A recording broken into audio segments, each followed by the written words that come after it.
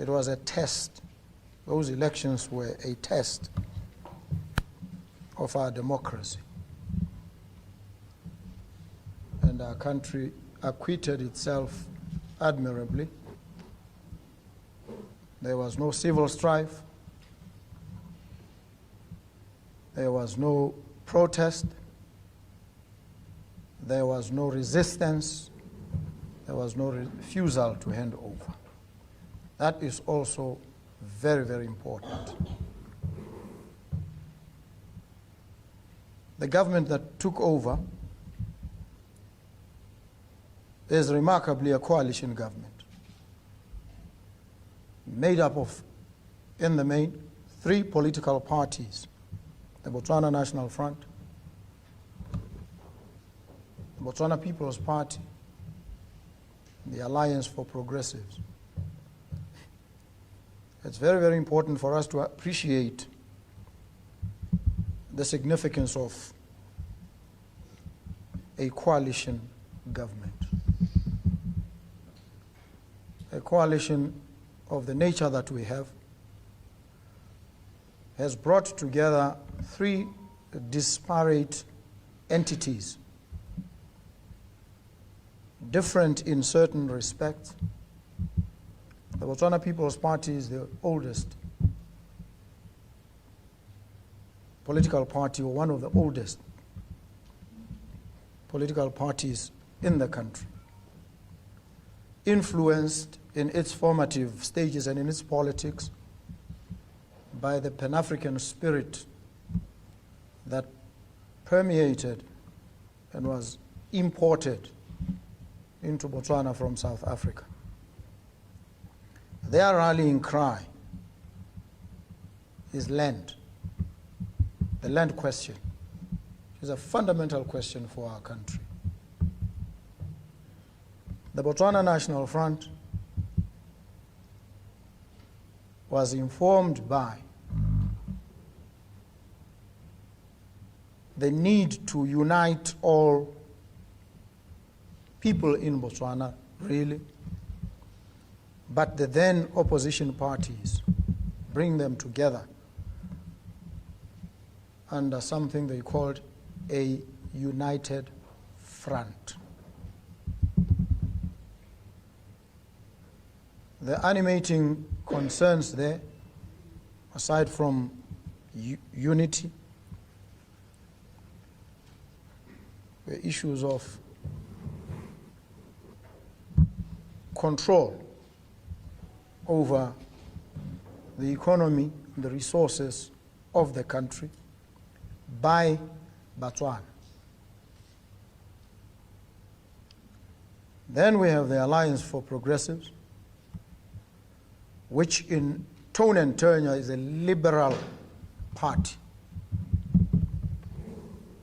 broadly believing in people's free will and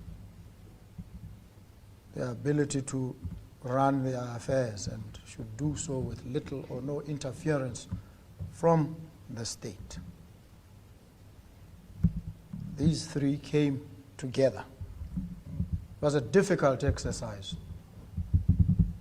It had been attempted in the history of the country, and it had failed on all the occasions that it was attempted. And as we were proceeding towards the 2024 elections, especially after 2019, it seemed destined to fail again. I was part of that process. And so I wrestled with the dynamics from within and got to understand what it entails. And so now we have this formation of 3 political parties. At some point it became 4 when the Botswana Patriotic Front became part of this coalition in the lead up to elections. But as fate would have it, they pulled out. Certain conclusions were drawn by analysts and pundits about these occurrences. When the Botswana Congress Party pulled out of the coalition, any attempt to wrestle power from the ruling BDP was written off as impossible now or then. And when the Patriotic Front became part of the coalition, hope was restored, which hope was dashed soon thereafter when they left. And so you can imagine the frustration of those who were involved, not from all the sides. And so the popular position was that it would not happen. But there were others who believed, who understood what was at stake, and who did not fall into any confusion about what the focus was. And I'll tell you now, I knew that power was going to change. I was not in any doubt about this. And so when all these things were happening, I was never fazed or discouraged. I remained firm. And this is because we had engaged a crack consultancy team from outside the country to do a careful survey, study of the terrain, and give us an honest view. And they told me, they gave me a report on the 1st of February of 2023. They told me the BDP was going to lose. And they had done studies, surveys in every region in the country. But I had told them this at the beginning, and they said to me, that's what you think, we need to get the data and to do the survey. And they did, and they came back. And they said to me, the situation is in fact much better than you had described it to us. And they narrowed down the issues on which we was to fight the election. So I was clear in my mind that we were going to win this election. I knew. And I kept drumming this into those that I spoke to, but they would not believe. So it didn't shock me when it happened. In fact, I didn't celebrate. I haven't celebrated to this day. Somebody was asking me about this. I couldn't. It hasn't occurred to me to even remotely think about celebrating. And the person who was talking to me said, that's very bad. You should have taken a moment to just scream and celebrate and roll on the floor, do whatever it is. But I didn't. Because when it happened, it was as if it had already happened in my mind and in my life. So it didn't seem to change anything much. But the most important thing there is belief, faith, loyalty to what you stand for, even when you might be standing alone. Fighting for what you believe in sometimes makes you very unpopular. You may be demonized and rejected by your friends. And you may feel the urge to cross over into where the popular grain seems to be pointing. And we experienced a lot of that along the way. Some crossed over to the BDP, others just lost faith in life. So it happened. Now, when you get into that position, you begin to appreciate that the country does not belong to you or your political party or your coalition of political parties alone. It belongs to every citizen of the country, including those that did not vote for you or voted for the others. They belong to. And so the tendency is often to take your campaign manifesto and operate as if it represents the views of everybody. You may believe very strongly in it. And you may have a case when you claim it should be the guiding document because we won the election. But you must also have the humility to appreciate that there are others who may not have agreed and whose views need to be taken on board too. So even as you bring your own manifesto, you need to infuse into it other ideas, or in fact even step back from your own manifesto and reflect on it. Because when you made some of the undertakings and crafted some of the aspirations, maybe you didn't have the benefit of the full data.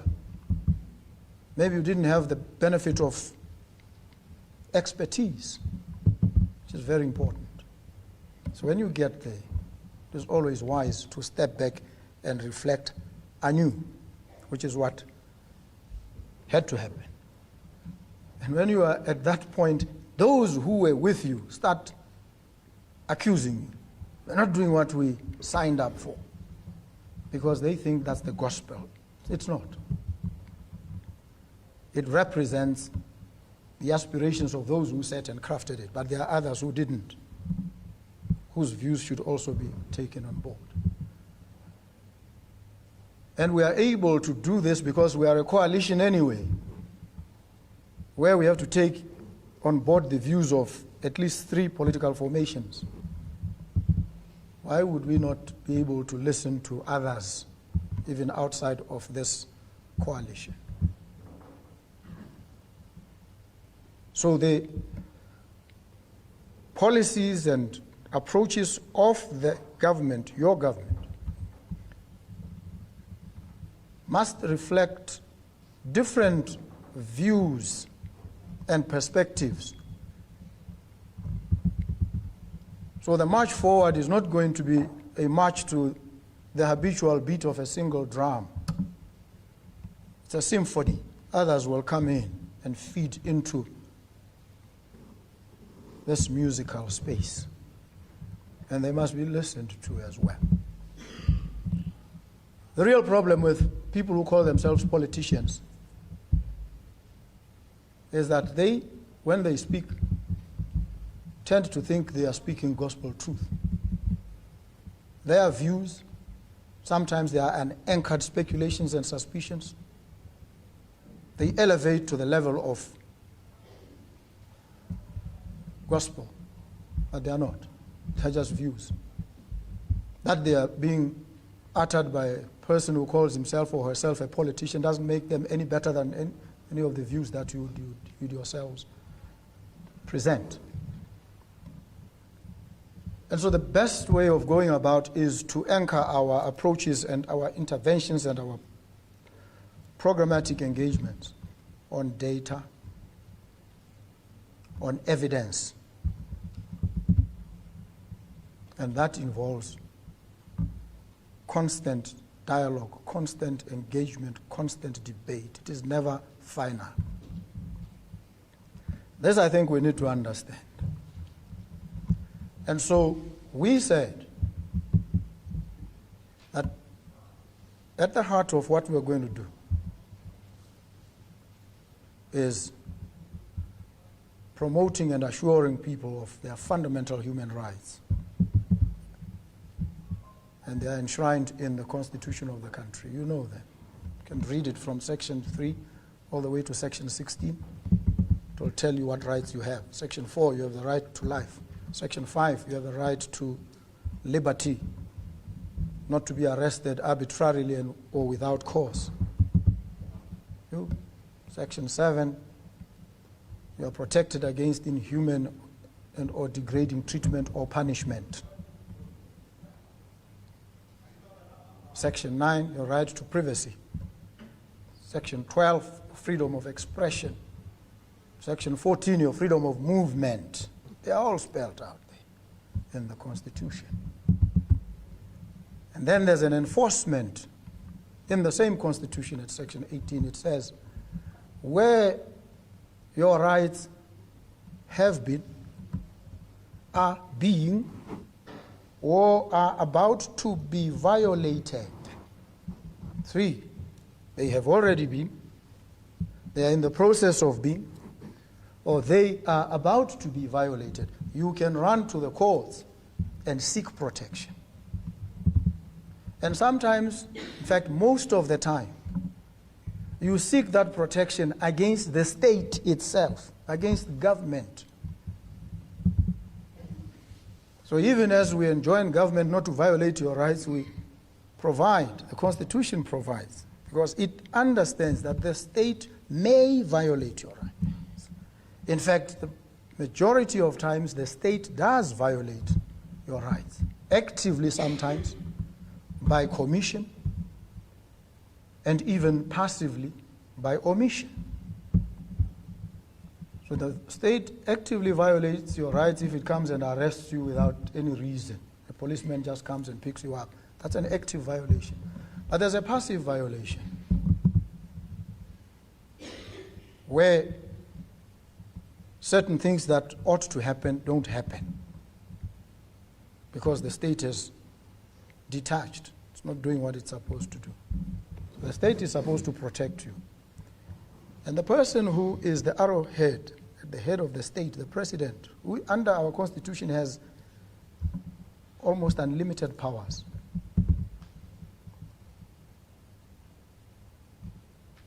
is but your servant. So when you want to talk to him, you don't beg, you don't request, you instruct. Tell him, I want to see you. Which is what I understood the communication sent to me to be. Now everybody is standing. I know these are people here because they don't have chairs, but you can sit.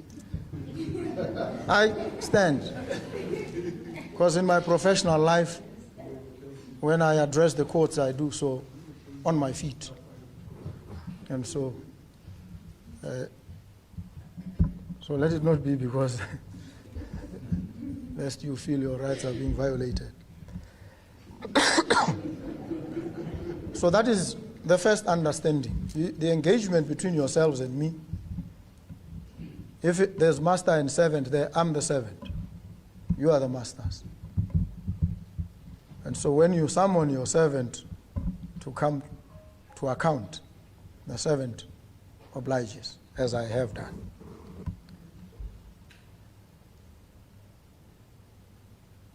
The second thing I want to share with you, by way of accounting to you and confiding. You know your country. The economy was constructed around a single commodity, diamonds. And maybe if we step back in relation to the diamond story, here, within the four corners of this room, they say Chatham rules. What we say here may not be shared outside. But if you reflect on this diamond story, where it began, when diamonds were discovered,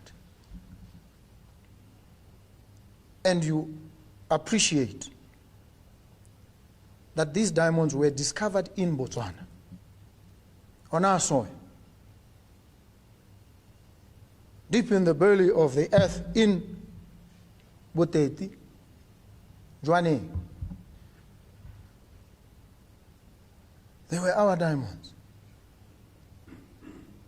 And then a company called De Beers was established for these diamonds. And the government of Botswana held, as it does now, 15% in De Beers. 15. You are the owner of the diamonds. They are in your country. They are your diamonds. People come from outside to discuss with you. And they take the lion's share of your own diamonds. on what logic is this justifiable? How does this make sense? So a fundamental error was committed. Even as we gloat and we praise ourselves over the discovery of diamonds, a serious error was committed then. Because when you look at it on reflection, you realize the baseline for negotiation should not have been anything less than 50%. So we already have the diamond. These are in fact, we have 100%. Come to think of it. We are bringing in diamonds. What are you bringing? Money to mine and equipment and some knowledge. Let's cost that. But the baseline is 50%. We'll see in the remaining 50% where we place and collocate. But you can't get 15%. But that mistake was made. Now it binds all of us to this day. That's where we are. But along the way, because at the time it was established, there was government of Botswana, Anglo-American, the Oppenheimers. The Oppenheimers held 40% of DBS in relation to Botswana diamonds. Anglo 45, Botswana government 15. But the agreement then was, if anybody wanted to sell, if in particular the Oppenheimers wanted to sell their 40%, the right of first refusal belonged to the government of Botswana. They had to offer that 40% to Botswana, nobody else. And somewhere along the line they decided to sell. And true to the contractual obligations, they offered the 40%. Botswana, we are selling 40%. And if we had acquired that 40%, it would have placed us at 55% of total ownership, shareholding in DBS. What did our government say? We're not interested. That's the second near fatal error that was committed in the history of our country. By us, all of us. Maybe your forebears, not yourselves as such.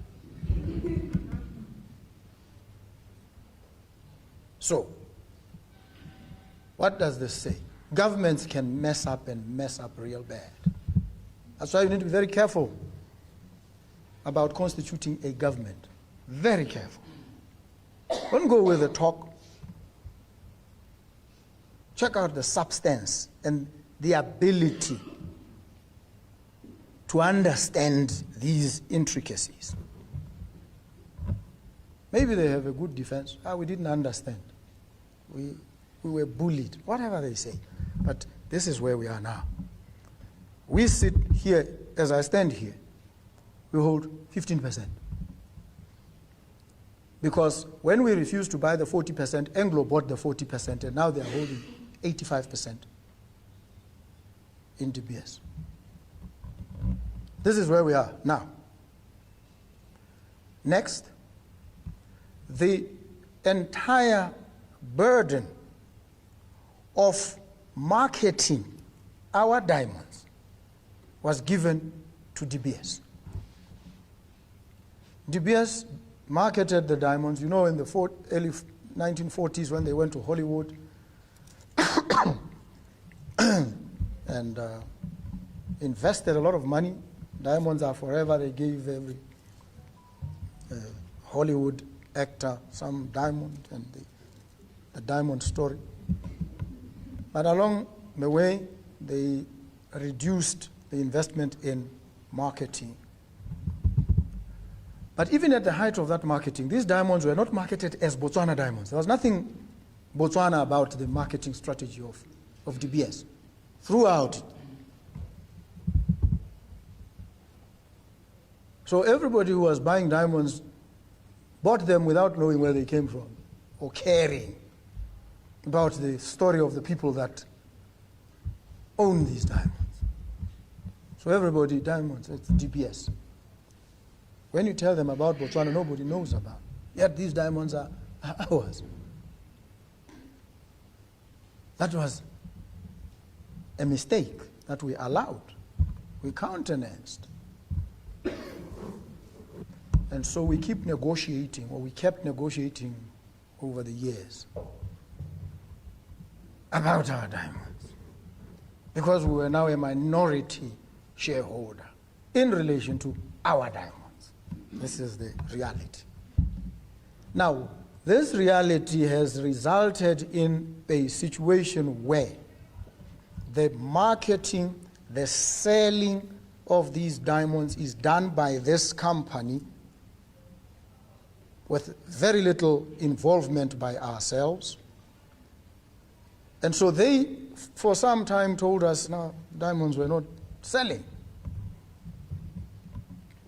Yet, our economy, which is another mistake committed by us, was to allow the entire economy to rely only on diamonds. No attempt to diversify. No attempt whatsoever. We were content. And the diamonds were bringing the money. We felt we were God's chosen people. So, when the diamonds now experienced the kinds of problems that they are even presently experiencing, then our economy almost collapsed, which was also reasonably foreseeable. Those who were at the helm should have foreseen. But there was little, if any, response. We kept going as if nothing was wrong. Now we are at that point. The country is broke, struggling, has cash flow problems as a result of all these. So you step in as president at that time. You realize the gravity of the situation, the overwhelming gravity of the situation. And you have to now adapt, adjust. Some say, go on and give 1.8. You said you would give 1. Go on and pay this, go on and pay that. Oh, I wish I could. I want so much to do it. But as they say, you cannot draw blood from a stone. How do you get the money to do all these things that should be done? How?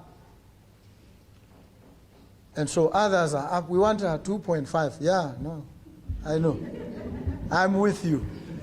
I agree entirely. And I'm committed to giving the 2.5. But let me fix certain fundamentals first. Because if I went along with them, I would have to give them the 2.5 and then reduce their numbers drastically, including those at the forefront of the clamor, and say, the only way I can achieve this is if I cut your numbers, say, by half. Is it reasonable to do it? No. Would they want that to happen? Of course not. But they are kids, still growing. They will learn. They will mature. And they will realize that sometimes, even with the best intentions, you've got to take a bit of time to achieve those very lofty goals. Resource challenged, we are here. We are now forced to diversify, as I always say, under pressure of calamity. That's what we have. We have no choice now. But we can't do it tomorrow, or day after tomorrow, or next week. It's going to take time. And the people, or some of them, let me not say all, don't have the patience. They think, no, it must be done. Even when you lay the cards right in front of them and say, how could we do it? It's not easy, but we do what can be done. Sometimes the decisions will be unpleasant, unpopular, but populism is not what builds a country. And populism is not a hallmark of leadership. Sometimes you swim against the tide of the very people that put you there. You go against what they think they know, because you can see beyond where their horizon ends sometimes, because of the vantage point you happen to occupy. So we are faced with this challenge. So we need to trim down, cut a few things, keep the most essential going. The infrastructure, dilapidated. Because when we built the schools and the hospitals back then, we did not plan their maintenance into the process. We were content to spend the money, build, and then go. 3, 4, 5 years, this whole building is crumbling. And if you allow it to collapse, to build a new one, it's going to be a problem. In fact, some of the structures, to refurbish them would cost more than to build a new structure, actually. This is where we are. Why? Because we were excited. We've built a school. And the cyclical maintenance of that school was ignored. Now these schools are falling apart, all of them across the country. They have to be refurbished at a time when the money to refurbish them is not there. And people will describe. I've been to many of them, I know. No chairs, nothing. And this has been the situation for years. So the clinics, the hospitals, no equipment, no medication. Problem. You walk in and you are met by all these. And you have to find solutions. You will not solve them today or tomorrow or next week, but you have to wrestle with them. That's what your government is busy trying to do. And in the area of medication, we have a system. Government says we need X amount of Panado. There's a tender process. 10, 15, 20 people go and collude behind the scenes. They come, and they in fact meet. No, this one must be won by me, please. Let me, they all cook the figures. They bring them to you. And you buy. And because they need to make money, they'll tell you, you know, the manufacturer, you want 10,000 of this product. The manufacturer only sells them in batches of 100,000. So you can't buy 10,000. But you only need 10,000. So what do you then do? Because you need the 10,000 desperately. You buy the 100,000 in order to use only 10,000. And then the 90,000 will expire in your hands. And you've spent money that you don't have. This is what has been happening. And across. Equipment, medical equipment, same story. Medications, same story. And when you walk in, people say, let's continue with the tender process. I said, no. No, not me. Not now. Maybe not ever, but certainly not now. So what are we in the process of doing? I went then, engaged with the manufacturers directly. Cipla, whoever you are, come here. You manufacture medicines, right? Yes. And you want buyers for your medicines? Yes. And I'm a buyer? Yes. Why can I not get this directly from you and not have a chain of people in between? They say, no, you can. And it turns out, if you take that route, you reduce the cost by 70%. Can you believe it? 70%. That's the saving you make when you deal directly with the manufacturer. Meaning, therefore, that something called CMS, Central Medical Stores, has not served its purpose.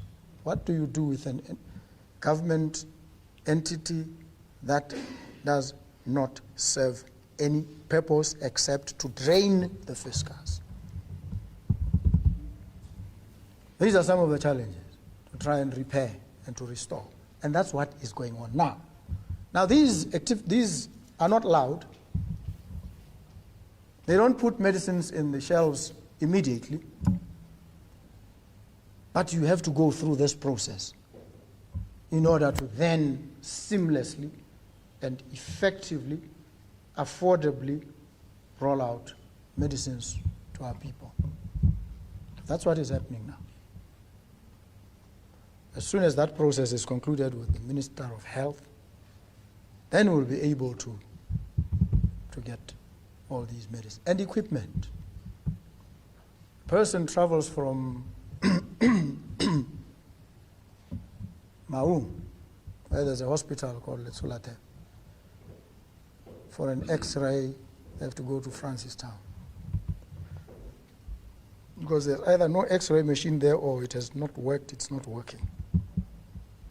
And all the while, somebody is milking the government, claiming to be repairing this.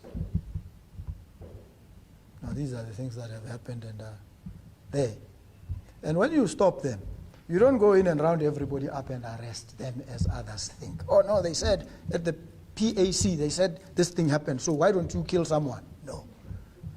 That's not how the law works. You see. Even on your most serious of suspicions, you don't judge, you don't pass judgment, you don't punish. There's a whole process. That process grinds slowly, but it's there until we change it and say, anybody now, we stone them to death immediately. We're going to have to follow that process. So these are the realities in relation to your country. I just wanted you to appreciate the difficulties. But also at the same time, I want you to realize that these difficulties present enormous opportunity to change our approach completely. And that's why the tender system out. We will fight about what should replace it. But we're not going to sit and try and defend the indefensible.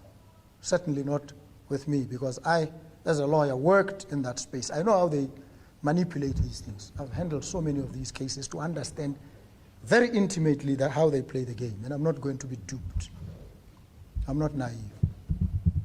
So, and when you hear the clamor, oh, he is now taking away the tender process because he wants to be corrupt. No, there's no way.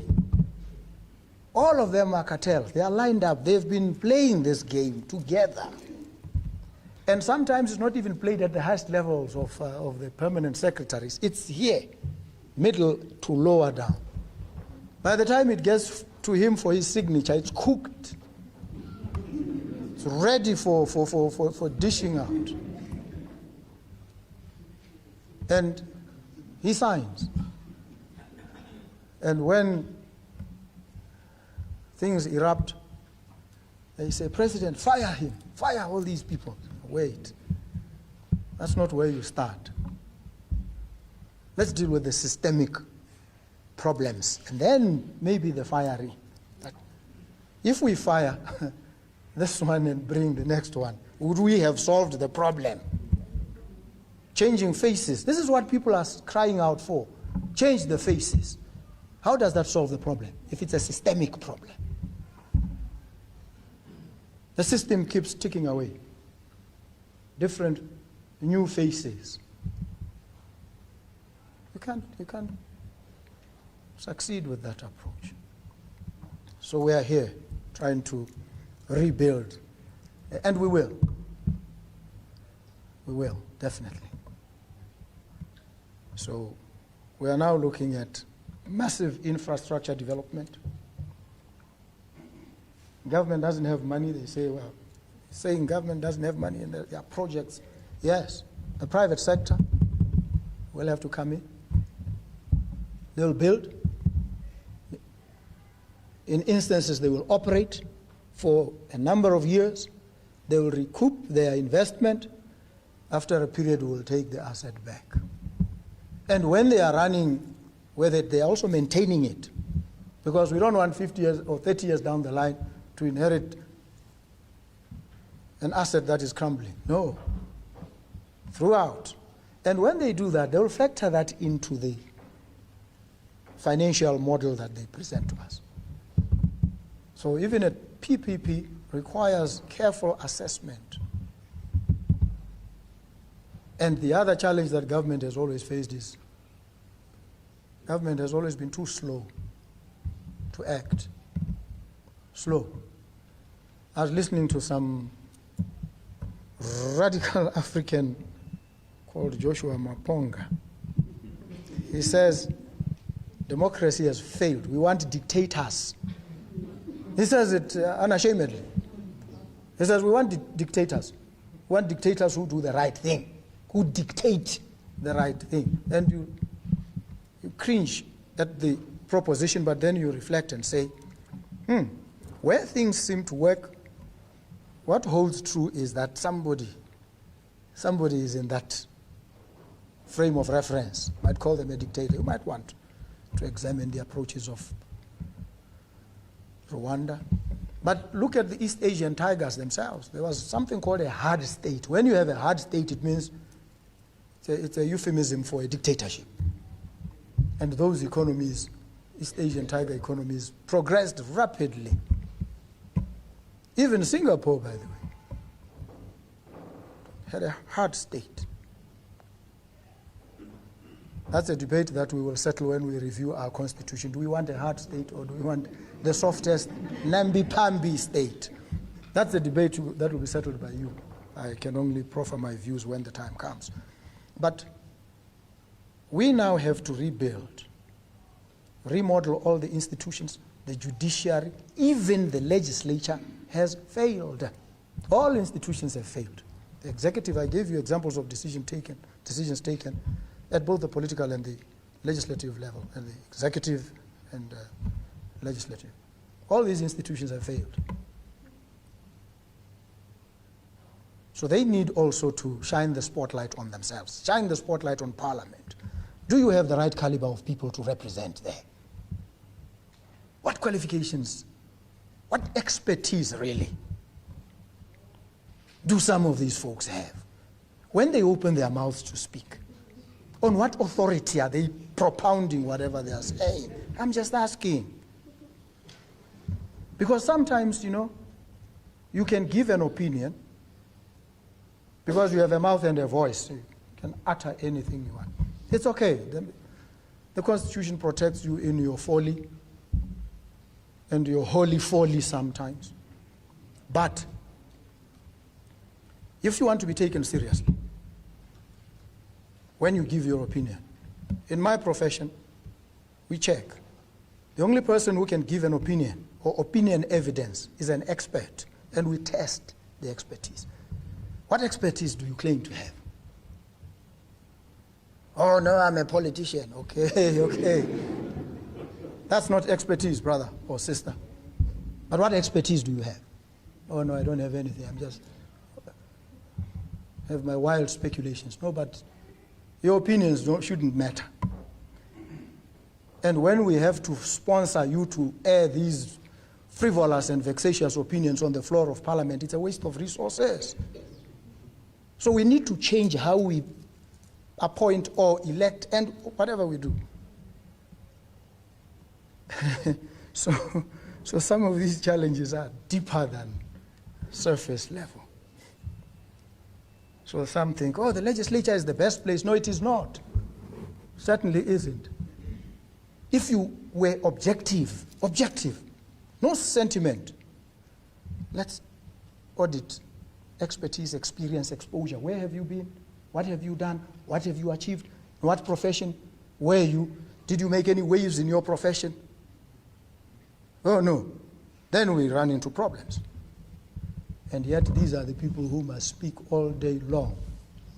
And we must listen and heed.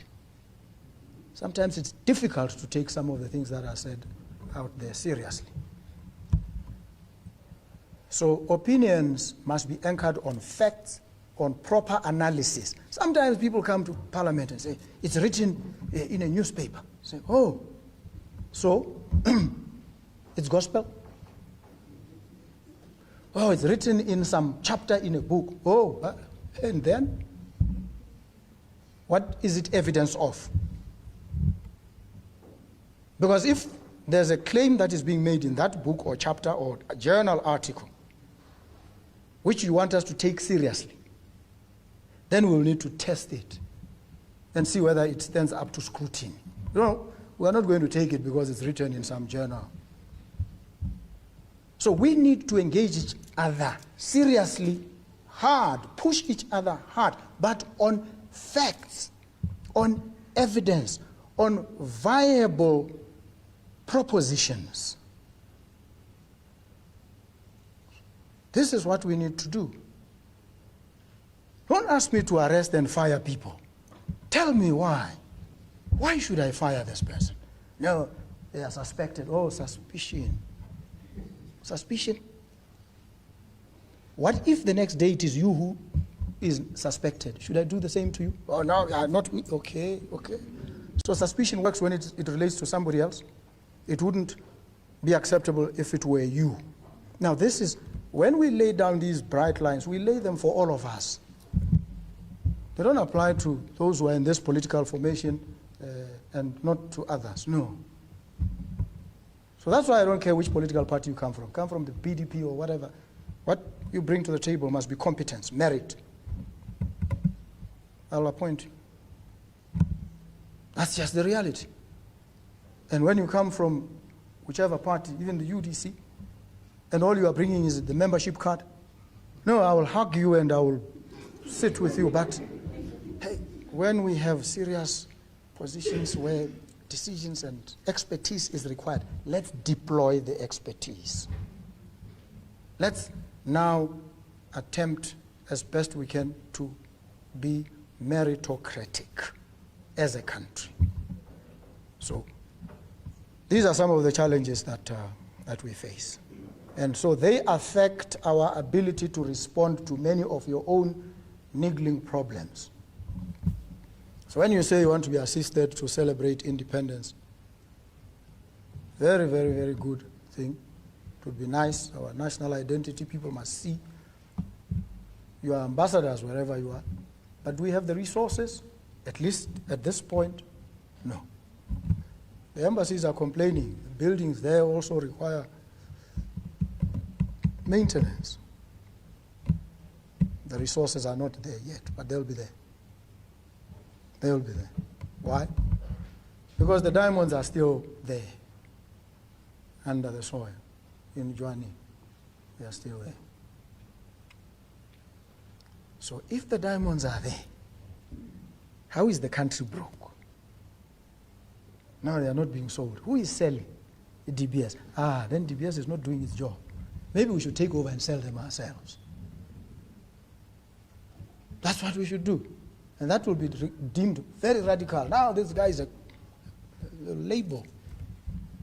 But the country needs the money, and it has the diamonds, and somebody who's supposed to be selling the diamonds is not doing the job. Oh no. And we are simply sitting on our laurels, folding up our arms and hoping, beyond hope, that this, no. I will take the diamonds and see what we can do with them. They are ours. These diamonds are ours. And so before the end of this year, something very drastic in that space will happen. If it doesn't happen, we will die trying. By all means. So these are the issues. And I could stay mum, not say anything. And they will say, he got into power, now he's quiet. When you speak, they think, no, it's only talk. Yes, it has to be talk. First, because we communicate with you, we have to inform you so that you know. And you can also say, no, don't do that, do this, don't do that. The talk is meant for all of us. You see. So, this is what your country is going through. And now, this man, Ramogapi, whom you see here, has exploded onto the scene with a project. He calls it Bonno. He wants to build 100,000 houses across the country in 2 years. And he has started. He's well on his way. And he met a lot of stumbling blocks. He needs access to land. He said, well, to survey and do the mapping, it will take us 12 months. He said, I don't have 12 months. I don't. I want this done in the shortest possible time. They were able, in fact, to do it within 2 months, or even less. So you can see, sometimes you need to push and push hard. These things can be done within a very, very, very short space of time, but some of our people are not used to. So we need to change how we do things, remodel the institutions, change the speed and agility, and ultimately deliver on what we have to deliver. So we generate the resources. We must, the leadership is put there to make sure the money comes. Somehow, find it. We elected you, that's what you say. Find the money. So we're trying to find the money. And as they always say, by the grace of God, we will. We will. So these are the realities. Now, on some of the quick wins, the citizenship law of dual citizenship, which was passed.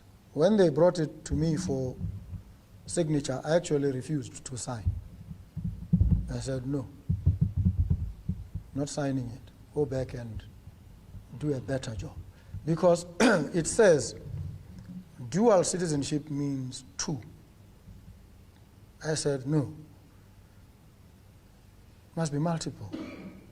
Person must be able to have 5 citizenships, including the Botswana citizenship. And that is now what is happening. I haven't seen the gazettement of that particular crisp amendment. It amends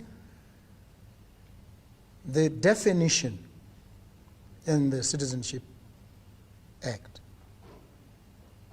where it says dual means 2 citizenships. Now we will say dual means more, as many. Some people have 10. For whatever reason, it's their business. So the situation will be even better. So you can have South African, Lesotho, Swazi, and if you're from Botswana, Botswana citizenship. And there'll be no problem. So that is the one. They have dealt with the independence issue, celebration issue. The other issues relating to work and residence permits, we will raise those and find out what the problem is. But in relation to the employment one, it tends to be a tricky area. Because when economies face challenges, they normally recoil. The leaders recoil and look inwardly and blame all the problems on foreigners. And I saw on TikTok in the UK some beer guzzler you can see from the appearance saying foreigners have taken all our jobs. And the person asks, but what qualifications? I don't have any. They've taken even our qualifications. That's how ridiculous it gets. So they blame foreigners. So that thinking is pervasive. So that's why any government wants or thinks it is protecting its citizens. In Botswana, it's the same thing. CEOs, they say, you must employ Batswana. I say, okay. Give us the best. I said, creme de la creme, cutting edge. Bring them and let's employ them. Well, fast track, but it must be a demonstrable record of merit. And for some, especially in these parts, a person becomes CEO here, the entity flounders, moves to another one, so you have CEO well-traveled among the different enterprises. But you look at the impact, it's minimal at best. So we need, when we step up, as Botswana or as whoever, we need to present the best. Absolutely. Because we're not competing just amongst ourselves, we're competing with others. So we need to also venture out there and gain the experience, gain the deep domain expertise and deploy it. And so when you turn the spotlight and look at a place like Lesotho, obviously they also are looking out for their own people. But we will say to them, hey, but when we have more qualified,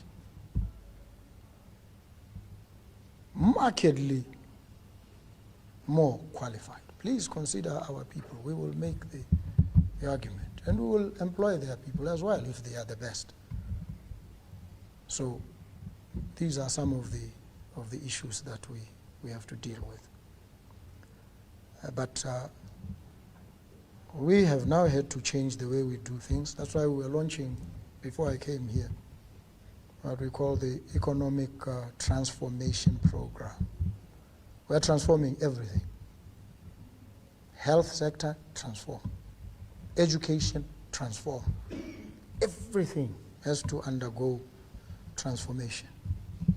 Government itself must transform. The way it operates, the speed with which it does things, and the most critical, which I've called the pivot for our economy, is digitalization. We're working on it. The minister responsible, Red Seri, has been given very clear and strict instructions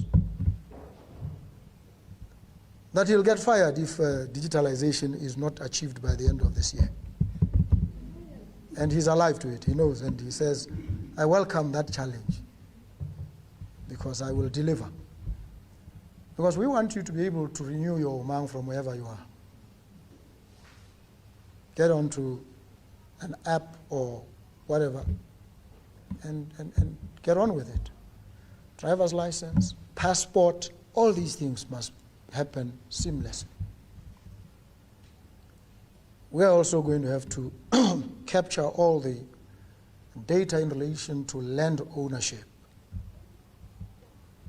and have it electronically so that we can account for every parcel of land allocated and unallocated, and we are able then to speed up the allocation.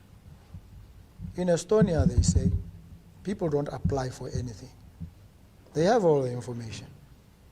If by the age of 65 you have to get paid your old age pension, because your data is already there, when you hit 65, the system will pick and communicate with you and say, please confirm that this is still your bank account. If it is not, give us your current bank account. And then when the time comes, your money comes. You haven't gone to queue up anyway. We want to get there. When you travel back to Botswana and you fly in, the same thing that happens in Dubai. Those smart gates. You stand in front of some camera and it says, so and so, proceed, and the gates open. We want that to happen in Botswana. And we want it to happen as soon as possible.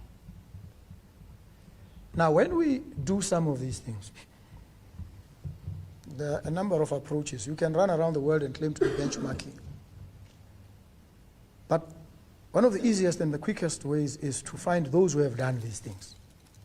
And you say, Dubai, who did this thing for you? No, it is this group. Come here. Are you the ones who did that thing?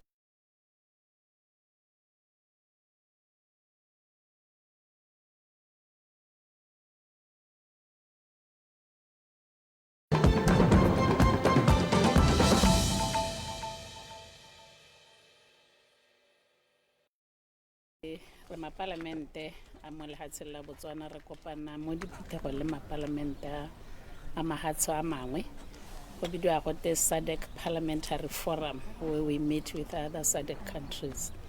So go ra gore ba batla re dirisa molao tota re tlhame molao o bidiwang go te presence oversight ke SADC model law.